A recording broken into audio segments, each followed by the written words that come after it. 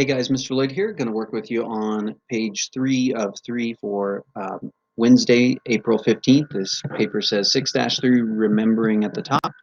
Let's take a look. We'll get into problem 1 here.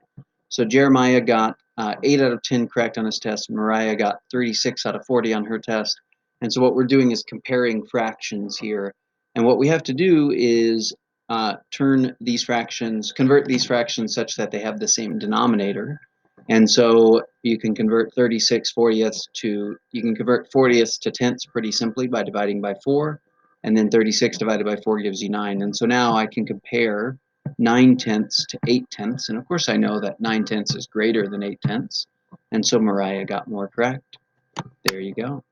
Numbers 2 through 7. I'm not going to go through these step by step, guys. You can just pause the video if you need to check your work. We've done a lot of these, and you guys in 6th grade have been acing these types of problems, so I won't belabor it.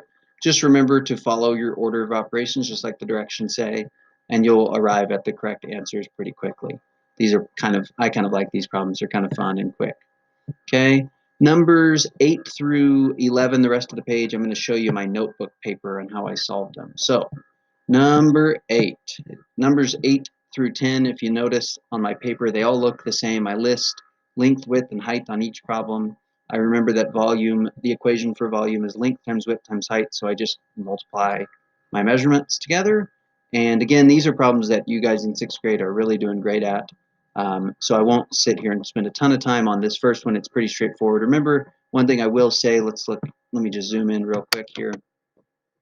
Just do one multiplication step per line, and remember when we're multiplying fractions, we're multiplying the top times the top, or the numerator times the numerator, and the bottom times the bottom. So it's, as much as we've used cross multiplication, it's confusing sometimes students sometimes when to use cross multiplication and when not to. If there's an equals sign in between fractions, we can use it. If there's not, don't bother with it. Okay, so here we go, number 7, same type of thing. We've just got our measurements measured out to decimals. Again, I just like to list my measurements, multiply them together, and remember to track your place value when you're multiplying decimals. That can be an easy mistake to make, so let's try to avoid that mistake. And then similarly, number 10, same type of thing. We're multiplying one step at a time, so this first multiplication gives me 3/8, and then I multiply by 2/3 to get 6/24, or 1/4. Okay, so that's problems 8 through 10. Let's go to problem 11 here. Problem 11 gives us, let me zoom in a little bit more, it gives us measurements for width and height, and it tells us what the volume equals. We don't know the length, so we're going to have to work backwards to find the length.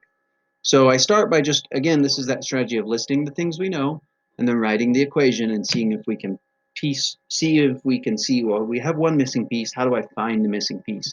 My goal is to find that missing value for L. So again, just like we did on part 2 of today's work, we're going to remember that we can use inverse operations to manipulate this equation. And so right now I know that here I just did an inverse operation where I divided width times height, or excuse me, I divided volume by width times height, and so that's how I wrote it there.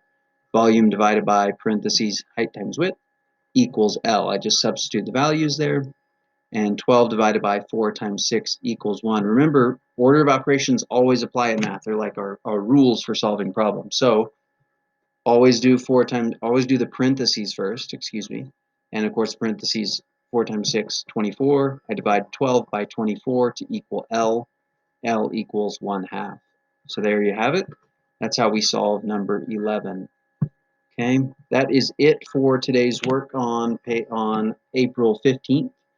Please remember to ask questions, get in touch with me through Zoom, through Remind. You can text me, you can email me, trying to be as available as possible. Please let me know if you need help. We can get some small groups together. It's been pretty successful so far. So thank you for watching, and I'll see you later.